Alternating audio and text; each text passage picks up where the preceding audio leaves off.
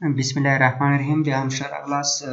په دې کلاس کې موږ تاسو پر اپریټرز باندې خبرې کوو. In generally we have three types of operators in programming. په عموم کې په عام ډول سره په پروګرامینګ کې هغه که سی وي، که سی پلس پلس وي، که جاوا وي، د پروګرامینګ یعنې په پروګرامینګ او کوډینګ کې هغه که په هره ژبه کې وي، موږ درې ډوله اپریټرز لرو: یونري اپریټرز، باینري اپریټرز او ترنري اپریټرز. یونري اپریټرز چې په یوه اپرینټ کار کوي، یعنې په یوه عدد یا په یوه والیو کار کوي، دې ته موږ تاسې یونري اپریټر وایو، یعنې په یوه وریبلز دی کار کوي. باینري اپریټرز هغه دی چې په دوه اپرینټس ولري، یعنې دی په دوه وریبلونو باندې کار کوي. ترنري اپریټرز هغه دی چې دی خپله درې وریبلز ولري، یعنې دی په درې وریبلونو باندې کار کوي. ترنري اپریټرز که ګورو په دا تصویر کې ښکاري موږ ته اپریټرز او ټایپس. که موږ وګورو انکریمنټ او ډیکریمنټ اپریټرز چې موږ لرو هغه یونري دی، یعنې یونري اپریټرز دغه دی. بیټ وایز اپریټر که موږ تاسې وګورو دا بیټ وایز اپریټر دی. او لاجیکل اپریټرز دا هم پر یوه وریبلز کار کوي. دغه درې ټایپونه چې دي دا د یونري اپریټرز کې راځي.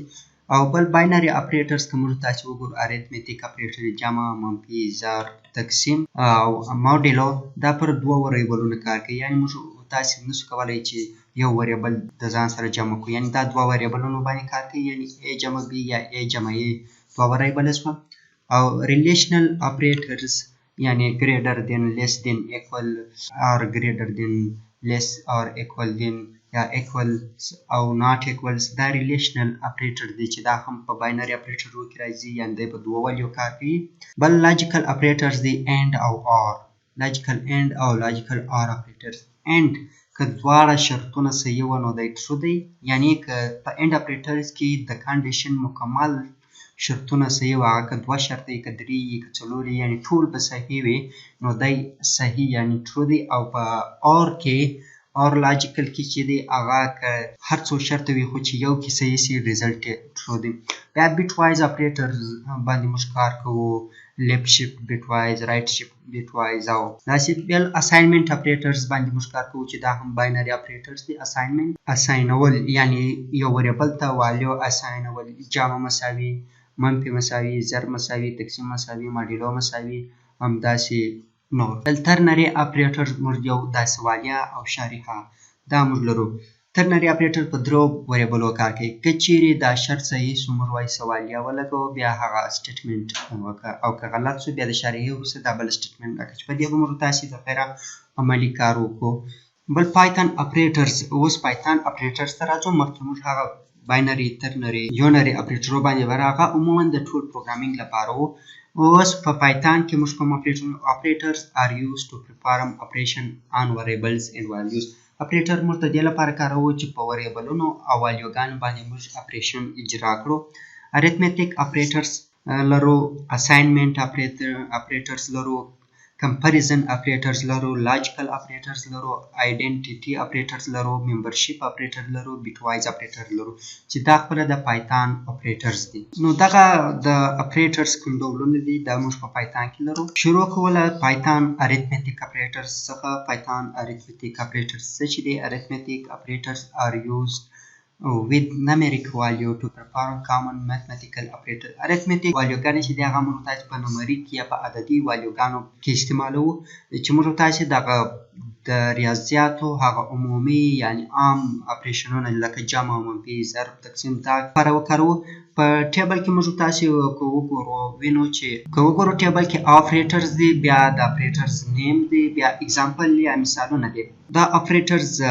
د جمع دا د ایډیشن یا د جمع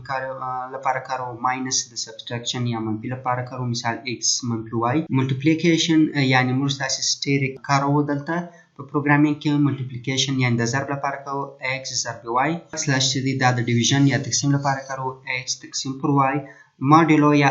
امپرسنټ چې موږ تاسې ته وایو، ماډیلو ورته وایي، یا د فیصدي علامه چې ده دا د ماډولوس لپاره کاروو، ایکس موډی وای. یعنې دغه هم ډیویژن دی خو دا موږ ته یوازې باقي مانده راپورته کوي او دغه هغه حاصل د ضرب راپورته کوي ډیویژن، او دا هغه باقي مانده ده چې پاتېږي هغه راپورته. او ډبل سټیریک ایکسپوننټیشنز. ډبل سټیریک موږ تاسې عموما کې د دغه لپاره کاروو، موږ وایو 15 په توان د 2 یا 2 په توان د 15 یعنی د توان لپاره کاروو او x په توان د y او ډبل باسلاش چې دی یا دته موږ فلور ډیویژن وایو یو سیلینګ ډیویژن دی یو فلور ډیویژن دی فلور ډیویژن دته وایي کوم وخت چې موږ تاسو یو عدد ولرو یعنی اشاریه عدد ولرو یعنی کوم موږ وایو لاس تقسیم پر 3 که فلور ډیویژن د دې ونسو دا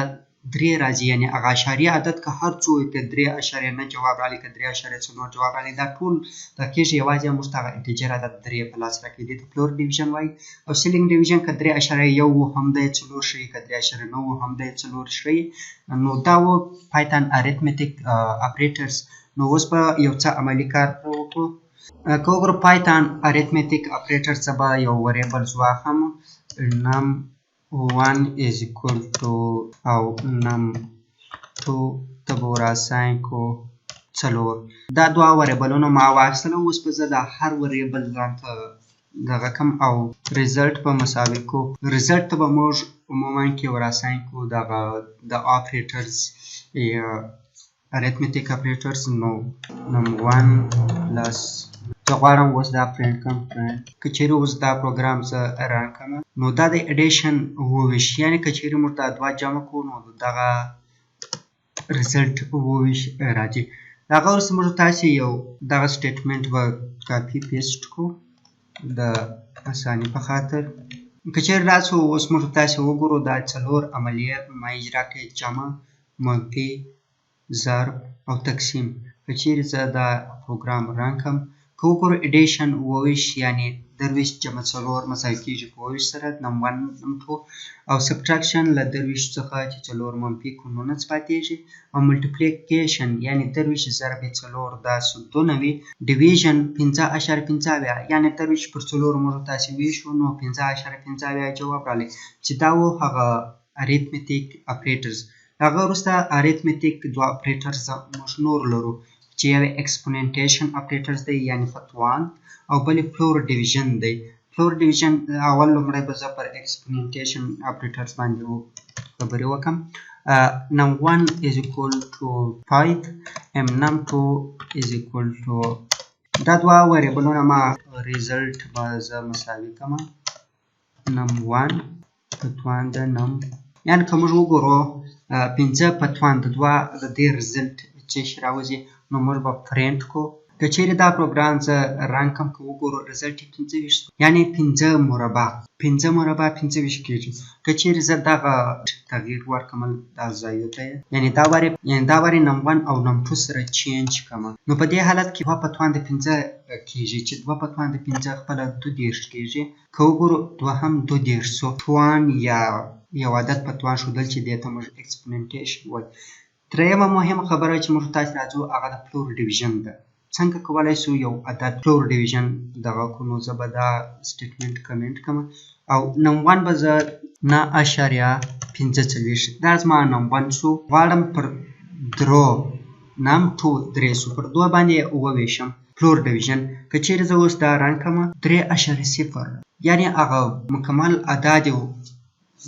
وغورځول خو مهمه خبره دلته دا ده که زه چیرې دغه num1 او num2 یوازې پر دې باندې ستر ډیویژن عملیه اجرا کړم ډیویژن 3.15 خو دا هغه اشاریه عدد ځینې وغورځول چې دلته موږ تاسې وایو دا هغه کم اشاریه 15 وه هغه په فلور ډیویژن کې نه راغلي یوازې انټیجر عدد راغلي که چیرې زه دغه num1 مکمل یو انټیجر عدد ولیکم لس او اوس دا پروګرام رن کړم که وګورو اول چې ساده ډیویژن موږ کړی دی هغه د هغه ریزلټ 3.3 متوالی یعنی دغه د اول ریزلټ سو که وګورو ته ساده ډیویژن سوی دی یعنی هغه اصل یې موږ سره واخیستل او په دویم کې یوازې 3 دی باقي مانده یعنی دغه اشاري برخه چې د ډیسیمل برخه دا نه در اخیستې یوازې انټیجر برخه اخیستې دې ته موږ تاسې فلور ډیویژن وایي فلور ډیویژن چې موږ تاسې ته یوازې هغه انټیجر عدد راخلي یعنی د اشاریه عدد څخه صرف نظر کوي